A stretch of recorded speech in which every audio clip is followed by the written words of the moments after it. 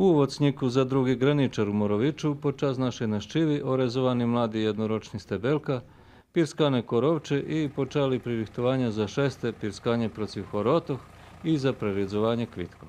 Jablka teraz, da povem, počali kvitnoc i vidno, že posle orezovanja bar zveljo kvica ostalo. Do mnje, že to tako ostalo, mi tak to orezujeme, to je tak bolana dluha, abo dluhoka rezidba, abo orezovanje.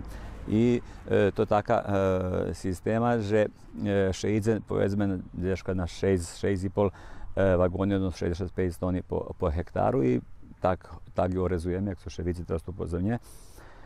O čim što to robi?